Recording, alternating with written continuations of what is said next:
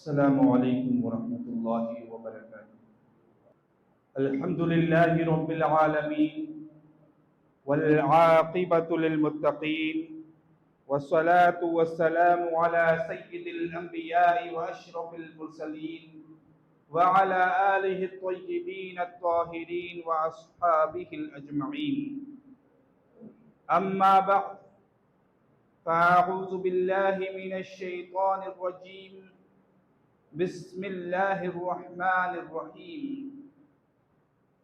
या अय्यतुहन नफ्सुल मुत्मइन्नह इरजिई इला रब्बिकी रादियतन मर्दिय्यह फदखुली फी इबादी वदखुली जन्नती। क़द सदक़ल्लाहु मौलानल अज़ीम व बल्लगना रसूलुहुन नबियुल अमीनुल मतीनुल मुईनुल मुबीनुल करीम व नहनु अला ज़ालिका लमिनश शाहिदीन वश्शाकिरीन वल्हम्दुलिल्लाहि रब्बिल आलमीन। आइए सबसे पहले दोनों आलम के मालिक व मुख्तार सय्यद अबरार व अखयार, हम गुनाहगारों के गमगुसार, मदीने के ताजदार जनाब अहमद मुश्तबा मुहम्मद मुस्तफ़ा सल्लल्लाहु ताला अलैहि वालिहि वसल्लम की बारगाह अक़दस में हदियतन तुहफ़तन सलातो सलाम की नजराने पेश करें और पढ़ें अस्सलातु वस्सलामु अलैका या रसूल अल्लाह, अस्सलातु वस्सलामु अलैका या हबीब अल्लाह, अस्सलातु वस्सलामु अलैका या खैर खल्क़िल्लाह व अला आलिका व अस्हाबिका या सय्यदी या रसूल अल्लाह। आला हज़रत अज़ीमुल बरकत रफ़ीउद दरजत इमाम अहले सुन्नत अश-शाह इमाम अहमद रज़ा खान अलैहि रहमतुर रहमान इरशाद फरमाते हैं, दुर्र मंसूर कुरान की सिल्के बही ज़ौजे तू नूरे इफ़्फ़त पे लाखों सलाम। यानी उस्मान वो साहिबे कमीसे खुदा खुल्ला पोशे शहादत पे लाखों सलाम। और इरशाद फरमाते हैं, नूर की सरकार से पाया तो शाला नूर का, हो मुबारक तुमको ज़ुन्नूरैन जोड़ा नूर का। आज 18 ज़िलहिज्जा यौम जुमा है। सन 35 हिजरी में इसी दिन, इसी तारीख को तारीख़ इस्लाम में वो सानिहा पेश आया। इस्लाम ने अपना वो गौहरे अजीम गवा दिया जिसकी मिसाल आज तक नहीं मिलती। आज बात उस ज़ाते बाबरकत की है और आज याद उस अजीम खलीफे राशिद की है कि जिसके बारे में आक़ाए करीम सल्लल्लाहु ताला अलैहि वालिहि वसल्लम ने बिशारतें दी और उनके फ़ज़ाइल बयान फरमाए और आपकी शहादत की खुशखबरी और शहादत की पेशन गोई आक़ाए करीम सल्लल्लाहु ताला अलैहि वालिहि वसल्लम ने अपनी हयात मुबारका में ही फरमा दी। आज बात इस्लाम के तीसरे खलीफे राशिद के बारे में है। कौन खलीफे राशिद? वो जो इस्लाम में दाखिल होने वाले चौथे फर्द हैं, हज़रत सय्यदुना अमीरुल मुमिनीन उस्मान ज़ुन्नूरैन रज़ियल्लाहु ताला अन्हु। आज उनका यौम शहादत है और तारीख़ इस्लाम ने बड़ी बड़ी शहादतें देखी, लेकिन दो ऐसी अजीम शहादतें जो तारीख़ इस्लाम ने अपने अंदर देखी हैं कि उनकी मिसाल कोई नहीं मिलता। उन जैसी शिद्दत और तकलीफ किसी और शहादत में नहीं पाई जाती। पहली शहादत सैयदना उस्मान गनी सैयदना ज़ुन्नूरैन रज़ियल्लाहु ताला अन्हु की शहादत है और दूसरी शहादत इमाम आली मकाम सैयदना इमाम हुसैन रज़ियल्लाहु ताला अन्हु की शहादत है। कौन उस्मान? वो खूबरू नौजवान जिसकी पैदाइश आका करीम सल्लल्लाहु ताला अलैहि वसल्लम की विलादत बासआदत के 6 साल बाद होती है। आमुल फील के 6 साल बाद आपकी विलादत होती है, यानी आका करीम सल्लल्लाहु ताला अलैहि वसल्लम से आप उम्र के एतबार से 6 साल छोटे हैं और आप एक खूबरू नौजवान थे। मौरखीन लिखते हैं आपकी हयात आपके हुलिये के मुताबिक कि आप ना बहुत ज्यादा लंबे थे और ना ही बहुत ज्यादा छोटे थे। अगर आप उन्हें लंबों के दरमियान देखते तो ये समझते कि आप भी तवीलुल कद हैं। अगर आप पस्त कदों के दरमियान उन्हें देखते तो ये समझते कि आप पस्त कदों में से हैं। लिहाजा हज़रत उस्मान ज़ुन्नूरैन रज़ियल्लाहु ताला अन्हु न बहुत ज्यादा लंबे थे न बहुत ज्यादा छोटे थे। और फरमाते हैं मौरखीन कि हज़रत उस्मान गनी रज़ियल्लाहु ताला अन्हु का रंग सुर्खी माइल सांवला था और फरमाते हैं आपकी दाढ़ी मुबारक घनी थी। यह आपका हुलिया मुबारक तारीख की किताबों में रखो। ये खूब नौजवान अपने माशरे में निहायत ही अजमतों और फजाइल का हामिल था। कबल इस्लाम में आपकी फजीलतों में से जो चीजें बतौर नुमाया नजर आती हैं वो ये है कि आप रज़ियल्लाहु ताला अन्हु ने इस्लाम से पहले भी कभी झूठ नहीं बोला। आप बहुत बड़े ताजिर थे, आपसे बड़ी तिजारत कुरैश में किसी के पास न थी। आपने अपने वालिद से वर्षे में बहुत ज्यादा माल पाया था और आप उस माल से तिजारत किया करते थे। लेकिन इतनी बड़ी तिजारत होने के बावजूद सैयदुना उस्मान गनी फरमाते हैं कि मैंने जाहिलियत में कबल इस्लाम भी कभी झूठ नहीं बोला। और दूसरा ये कि मैंने कबल इस्लाम भी कभी जिना नहीं किया। और तीसरा ये कि मैंने कबल इस्लाम भी कभी बुतों को सजदा नहीं किया। लिहाजा अलगर्ज ये कि आपके अंदर इस्लाम की सिफात कबल इस्लाम भी मौजूद थी और आपकी तमाम सिफात में दो ऐसी सिफात थी जो तमाम सिफात में नुमाया किरदार अदा करती थी। वो दो सिफात, एक हया है, दूसरी रवादारी है, नरमखुई है। हज़रत सैयदना उस्मान गनी शाम के सफर पे हैं, तिजारती काफिला लौट रहा है, रास्ते में पड़ाव पड़ता है।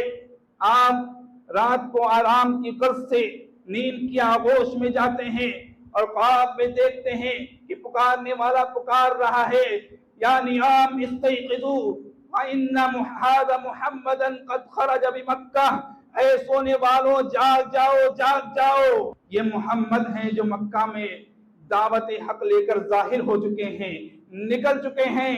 जब आप ये ख्वाब देखते हैं तो अपनी खाला जो आपके साथ सफर में थी, आप उनके पास जाते हैं और कहते हैं खाला जान, मैं आपके तकवे से, आपकी परहेजगारी से वाकिफ हूँ, मैं आपके ऊपर एतबार करता हूँ, मैंने ये ख्वाब देखा है। तो आपकी खाला फरमाती हैं, जो कि खुद भी बातिनन इस्लाम की शहदाई हो चुकी थी, और कहती हैं कि मोहम्मद सल्लल्लाहु ताला अलैहि वसल्लम की पेशन गोई है कि वो अल्लाह रब्बुल इज्जत की जानिब से एक कलाम लेकर आए हैं जो अल्लाह की जानिब हिदायत की दावत देता है। उस्मान, तुम्हें इसकी दावत दी जा रही है। तो आप शाम से वापस आते हैं और बैठते हैं और फिर हज़रत अबू बकर सिद्दीक रज़ियल्लाहु ताला अन्हु के पास तशरीफ ले जाते हैं।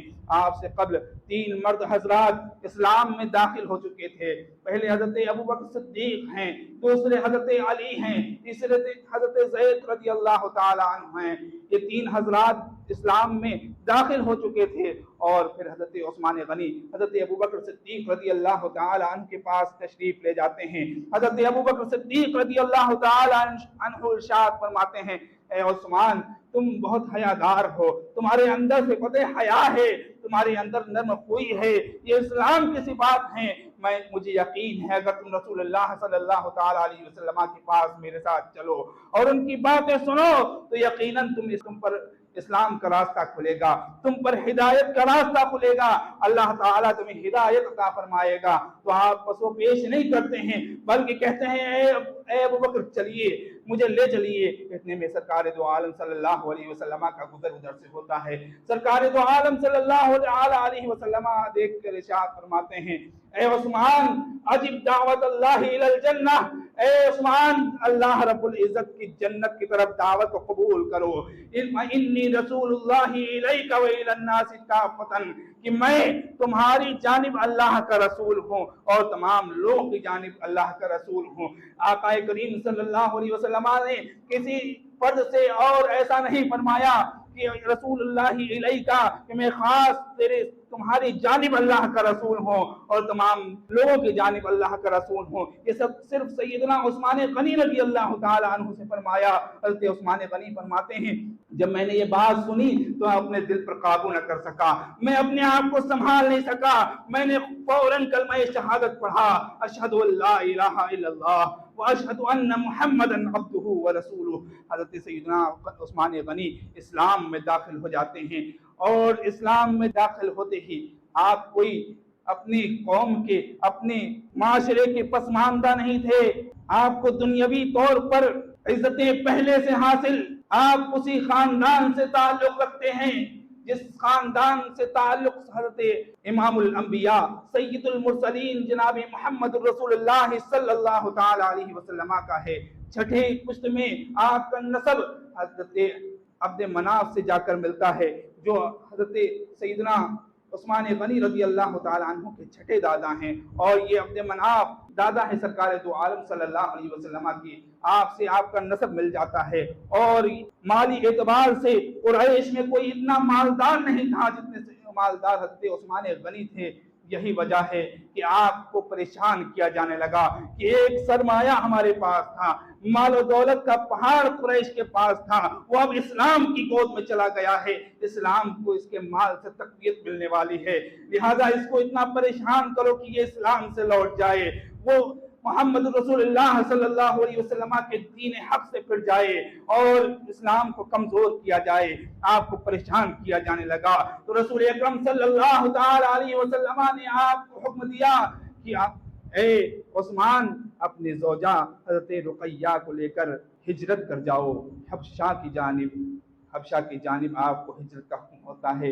और हदीस पाक के मुताबिक रसूलुल्लाह सल्लल्लाहु अलैहि वसल्लम ने फरमाया हज़रत उस्मान रज़ियल्लाहु ताला अन्हु के ताल्लुक से, इन्नहु अव्वलुल मुहाजिरीन बअद नबिय्यिल्लाहि लूत अलैहि सलाम, सबसे पहला मुहाजिर हज़रत लूत अलैहि सलाम के बाद हज़रत उस्मान गनी रज़ियल्लाहु ताला अन्हु को बताया। आप हबशा की जानिब हिजरत करते हैं और इसी वजह से आपको जुल हिजरतैन कहा जाता है, साहिब हिजरतैन हैं आप। साहिब हिजरतैन मतलब कि आपने हबशा की जानिब भी हिजरत की और आपने मदीनतुल मुनव्वरा की जानिब भी हिजरत की। और फिर जब आप हिजरत कर जाते हैं, वहाँ पर जो मामलात आते हैं उसके बाद से मदीना तैयबा हिजरत फरमाते हैं। अलगर्ज, जब मदीना तैयबा में आका करीम सल्लल्लाहु ताला अलैहि वसल्लम तशरीफ लाते हैं और वहाँ पर जब मुसलमान पहुँचते हैं, मुहाजिरीन उस सरजमीन के आबो हवा के आदी नहीं थे, वहाँ का पानी खारी था, सिर्फ एक कुआं था जो किसी यहूदी के कब्जे में था, जिसे बीरे रोमा कहा जाता था। उस कुएं का पानी ही सिर्फ मीठा था, जो मुहाजिरीन को रास आता था, जो मक्कातुल मुकर्रमा से हिजरत करके आने वाले सहाबा को रास आता था, जिससे उन्हें मीठा पानी मिलता था, वो यहूदी उस पानी को बेचा करता था। मुसलमानों के पास, मुहाजिरीन के पास जो अपने घर बार को छोड़ कर आए थे, अपना मालो मता सब तर्क करके आए थे, इस्लाम के नाम पर वार के आए थे, उनके पास इतना माल नहीं हुआ करता था कि वो पानी खरीद कर पी सकें। तो हज़रत उस्मान रज़ी अल्लाह ताला अन्हु उस कुएं को खरीद लेते हैं और खरीद के आका करीम सल्लल्लाहु अलैहि वसल्लम से की बारगाह में हाजिर होते हैं। अर्ज करते हैं, या रसूल अल्लाह, क्या मैं अगर उस कुएं को खरीद लूं तो क्या आप इसके बदले में जन्नत में मुझे एक कुआं अता फरमाएंगे? आका करीम सल्लल्लाहु अलैहि वसल्लम फरमाते हैं, लका ज़ालिक, तुम्हारे लिए ये मैं कर दूंगा और जन्नत में तुम्हें कुआं अता फरमाऊंगा। आका करीम सल्लल्लाहु अलैहि वसल्लम की बारगाह में सैयदना उस्मान ज़ुन्नूरैन अर्ज करते हैं, ऐ आका करीम या रसूल अल्लाह लक़द इश्तरैतु, मैंने उसे खरीद लिया है, मैं उसे खरीद कर यहाँ पर हाजिर हुआ हूँ, मुझे तो देना ही था, बस आपके लम्हाए मुबारक से जन्नत में कुएं की बशारत मुझे पानी थी, इसलिए मैंने अर्ज किया है। और अपने मुजाती माल से बड़ी रकम से आपने वो कुआं खरीद कर मुसलमानों के लिए वक्फ कर दिया। और फिर वक्त आया जंगे बद्र का। जंगे बद्र में हज़रत उस्मान रज़ी अल्लाह ताला अन्हु ने शिरकत की ख्वाहिश जाहिर की। आका करीम सल्लल्लाहु अलैहि वसल्लम ने फरमाया, ए उस्मान, मेरी बेटी तुम्हारे निकाह में है, रुकैया तुम्हारे निकाह में है और वो बीमार है, उसे तीमारदारी की जरूरत है, लिहाजा तुम घर में बैठो, अपनी ज़ौजा की खिदमत करो, मेरी बेटी की खिदमत करो, मेरी बेटी की तीमारदारी करो, मैं तुम्हें असहाबे बद्र में से गिनूंगा।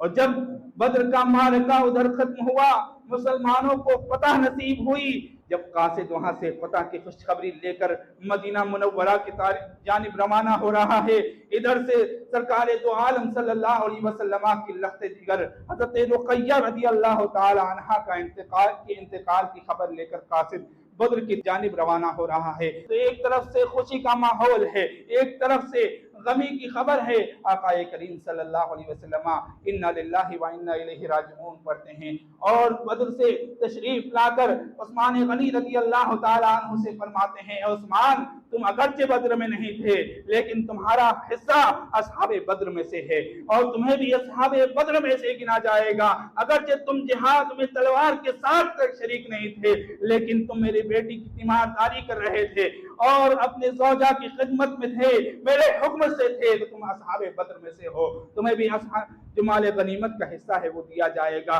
क़यामत तक तुम्हें असहाबे बद्र में से गिना जाएगा, उनके जो फज़ाइल हैं उनमें तुम भी शामिल होगे। आका करीम सल्लल्लाहु ताला अलैहि वसल्लम के लम्हाए अक़दस से ये बात सुनकर हज़रत उस्मान गनी रज़ी अल्लाह ताला अन्हु बहुत मशहूर होते हैं और आपको मग़मून देखते हैं आका करीम सल्लल्लाहु अलैहि वसल्लम, तो फरमाते हैं, उस्मान मग़मून क्यों है? पर अर्ज करते हैं, या रसूल अल्लाह, आपकी बेटी मुझसे जुदा हो गई, मेरी शरीके हयात थी, मुझे गम लाहिक है। आका करीम सल्लल्लाहु ताला अलैहि वसल्लम खामोश हो जाते हैं, तो इरशाद फरमाते हैं कि उस्मान, अगर मेरी 100 बेटियां होती तो मैं एक बात तीगरे तुम्हारे निकाह में देता जाता, यहाँ तक कि तमाम बेटियां अगर फौत हो जाती तो मैं सारी की सारी बेटियां तुम्हारे निकाह में दे देता। ये जिब्रील हैं, मुझे अल्लाह रब्बुल इज्जत ने हुक्म दिया है कि मैं उम्मे कुलसूम का निकाह तुमसे कर दूं। आका करीम सल्लल्लाहु ताला अलैहि वसल्लम की दूसरी शहजादी का निकाह हज़रत उस्मान गनी रज़ी अल्लाह ताला अन्हु से कर दिया जाता है। यही वजह है कि आपको ज़ुन्नूरैन कहा जाता है और अहदे सहाबा से लेकर आज तक हर वो फर्द जो अपने आप को मुसलमान कहता है वो सैयदना उस्मान गनी रज़ी अल्लाह ताला अन्हु को ज़ुन्नूरैन कहता है। ज़ुन्नूरैन का क्या माना है? दो नूर वाला क्यों कहा जाता है?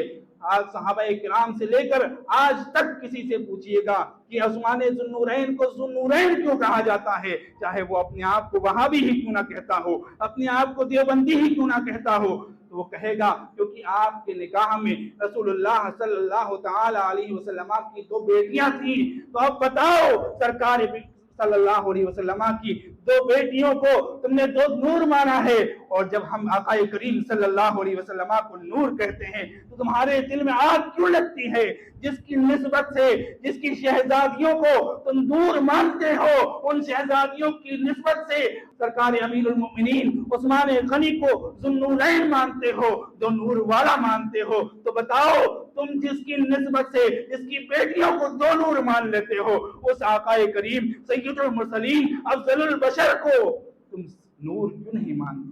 हमारे नबी नूर क्यों नहीं है? तो कहते हैं नूर कैसे हो सकते हैं, वो तो बशर है। अरे अक्ल पे पत्थर न माने जाए तो तुम्हारे क्या किया जाए? तुम नबी की बेटियों को तो नूर मानते हो, लेकिन सय्यदुल मुरसलीन को नूर मानने से तुम्हारे दिल में आग लगती है, तुम्हारी अक्लों पे पत्थर पड़े हुए हैं और कयामत वाक़ई हो जाएगी। लेकिन वहाबियों का ये टोला इस बात का जवाब नहीं दे सकता और न ही वो सैयदना उस्मान गनी को ज़ुन्नूरैन होने से इनकार कर सकता है, और न ही ज़ुन्नूरैन की कोई दूसरी तावील पेश कर सकता है, क्योंकि हजरत अली रज़ी अल्लाह ताला अन्हु ने खुद फरमाया कि आक़ाए करीम सल्लल्लाहु अलैहि वसल्लम ने उस्मान को ज़ुन्नूरैन कहा, क्योंकि आसमान में भी उस्मान को ज़ुन्नूरैन कहा जाता है।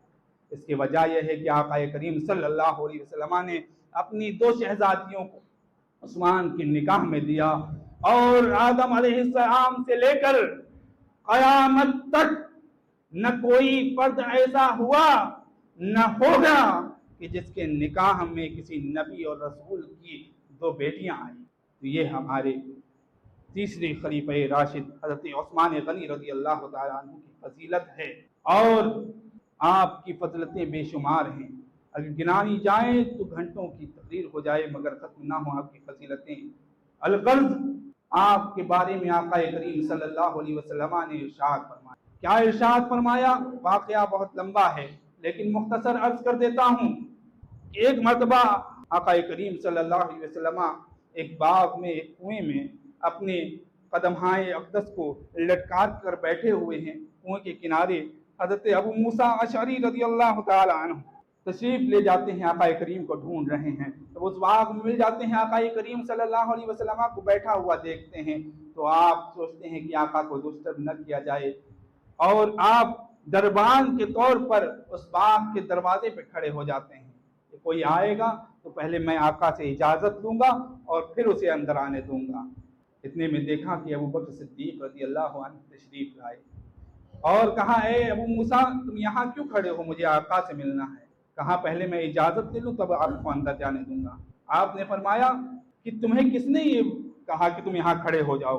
तो आपने फरमाया कि मैंने इज्तिहाद किया है, मैं आक़ाए करीम सल्लल्लाहु अलैहि वसल्लम को बगैर उनकी इजाज़त के डिस्टर्ब नहीं होने दे सकता।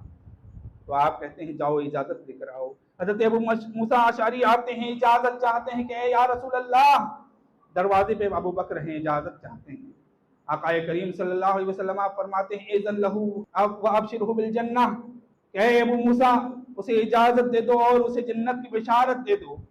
आते हैं कि रसूलुल्लाह आपको इजाज़त देते हैं और आपको जन्नत की बिशारत देते हैं। हज़रत अबू बकर सिद्दीक़ रज़ी अल्लाह तआला अन्हु जाते हैं और आपके दाएं जानिब, आपके दाएं पहलू में जिस तरह से आक़ाए करीम को पैर लटका कर बैठे हुए थे, आप भी बैठ जाते और फिर देखते हैं कि हज़रत उमर आ गए, इजाज़त चाहिए।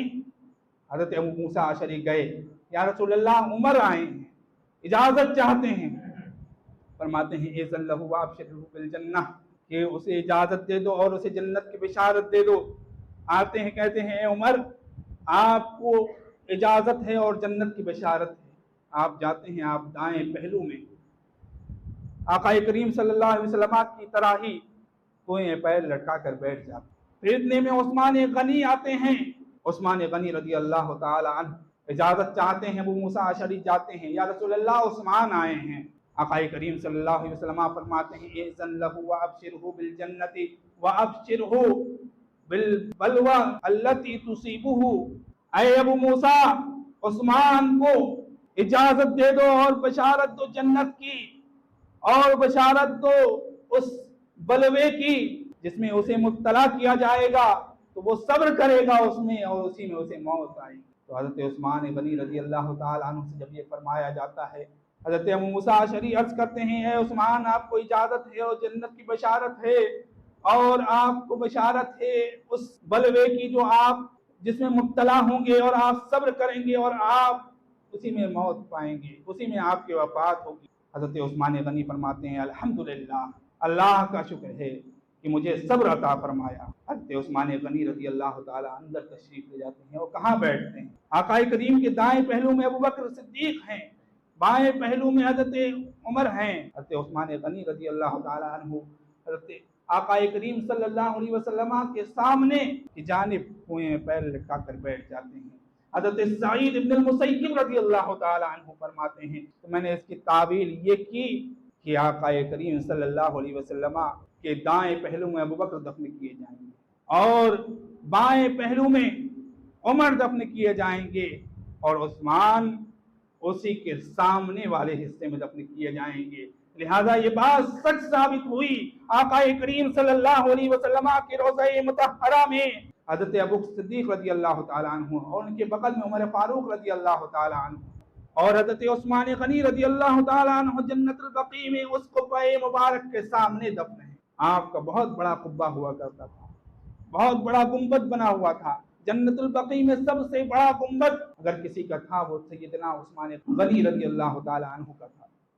जब ये नजदियों की हुकूमत आई, इन्होंने सहाबाए किराम से दुश्मनी शुरू की, अहले बैत पाक से दुश्मनी शुरू की, तो एक तरफ से तमाम कुब्बों को ढाना शुरू कर दिया, उन्हें मिस्मार करना शुरू कर दिया। इसी सिलसिले में अहले बैत किराम हज़रत फातिमा ज़हरा का कुब्बा भी गिराया गया। इसी सिलसिले में सैयदना उस्मान गनी रज़ी अल्लाह तआला अन्हु का कुब्बा भी गिरा दिया गया। इन्ना लिल्लाहि व इन्ना इलैहि राजिऊन। फिर आपके लिए ये बिशारत सच साबित हुई, आपको खिलाफत मिली और आका करीम सल्लल्लाहु अलैहि वसल्लम ने फरमाया था कि उस्मान तुम्हें अल्लाह रब्बुल इज्जत एक पोशाक पहनाएगा, लोग उसे उतारना चाहेंगे लेकिन तुम मत उतारना। आका करीम सल्लल्लाहु अलैहि वसल्लम की बिशारत सच साबित हुई और आपको हज़रत उमर रज़ी अल्लाह तआला अन्हु के बाद खलीफा सालिस चुना गया, खिलाफत का हुल्ला पहनाया गया और खिलाफत की लिबास पहनाया गया। और जब बलवाइयों ने आपका मुहासरा किया तो आपने पूछा कि तुम क्या चाहते हो, मैं ऐसा क्या करूं कि तुम मदीनतुल मुनव्वरा को खून खराबे से पाक रखो। उन्होंने कहा कि खिलाफत छोड़ दो। आपने फरमाया हरगिज़ नहीं, तुम सब शाहिद हो, सहाबाए किराम शाहिद है कि आका करीम सल्लल्लाहु अलैहि वसल्लम ने फरमाया कि तुम्हें एक पोशाक पहनाई जाएगी, लोग उसे उतारना चाहेंगे, तुम मत उतारना। लिहाजा मैं खिलाफत की तमा में नहीं, खिलाफत की लालच में नहीं, बल्कि मैं इसलिए खिलाफत नहीं छोड़ूंगा कि मेरे आका की रजा नहीं। मेरे आका की रजा ये है कि उनकी खिलाफत राशिदा का भरम रखा जाए, उसे कमजोर न होने दिया जाए।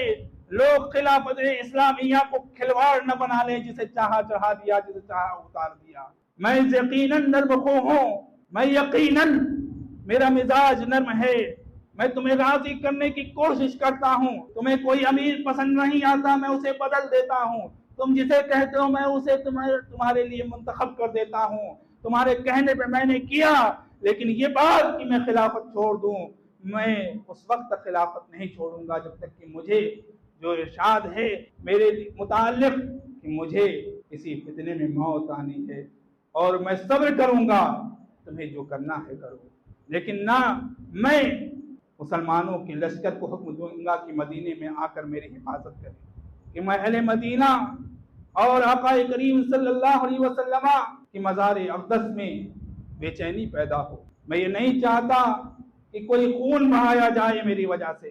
सहाबे किराम को अपने घर के मुहासरे की हिफाजत से हटा देते हैं, कहते हैं आए सहाबाए रसूलुल्लाह सल्लल्लाहु अलैहि वसल्लम, यकीनन आप मेरे खैर ख्वाह हैं, लेकिन आज मैं नहीं चाहता कि मेरी वजह से किसी का खून बहाया जाए, या मैं अपने रब की बारगाह में हाजिर हूँ तो मेरी गर्दन पर किसी का खून हो। लिहाजा सहाबे किराम को हटा देते हैं।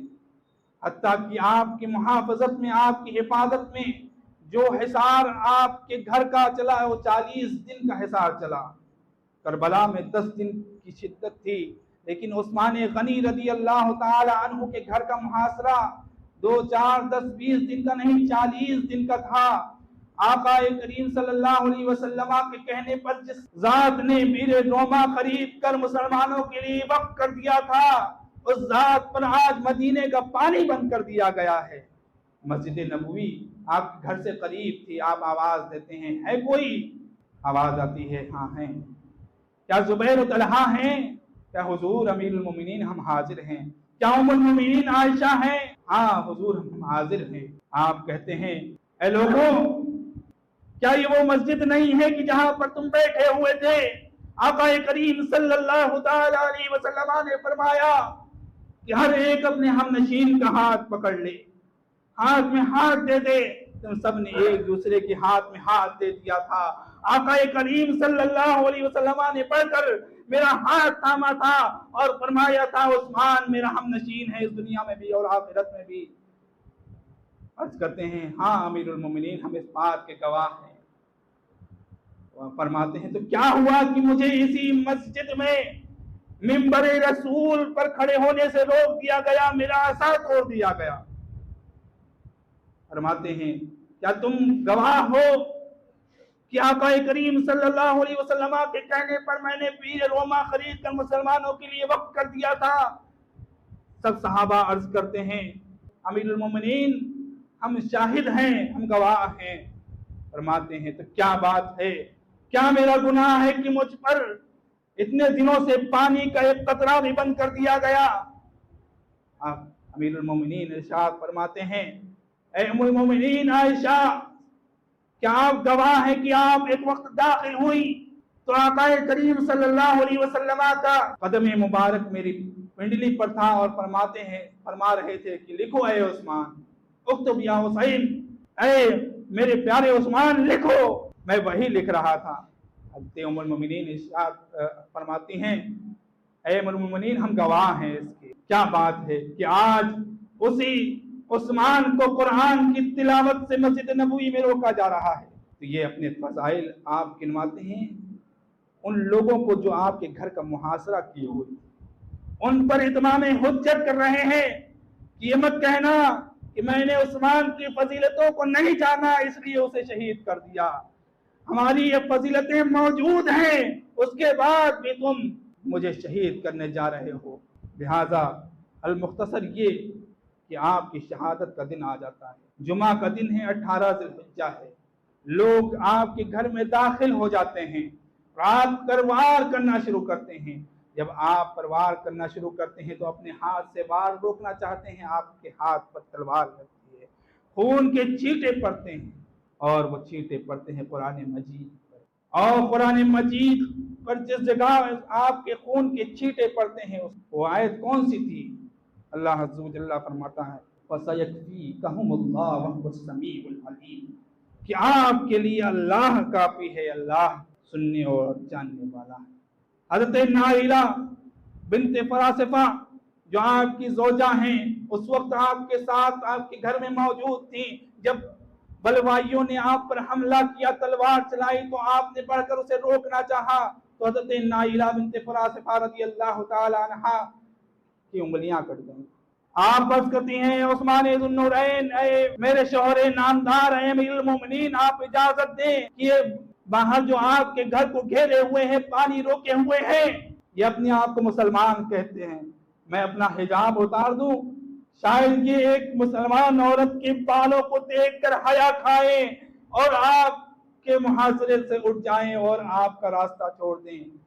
अमीरुल मोमिनीन इरशाद फरमाते हैं हरगिज़ नहीं, मेरे टुकड़े टुकड़े कर दिए जाएं, मेरे जिस्म को टुकड़े टुकड़े कर दिया जाए, मगर मैं ये गवारा नहीं करता कि मेरे अहले खाना के बालों में से एक बाल भी किसी गैर मर्द पर जाहिर।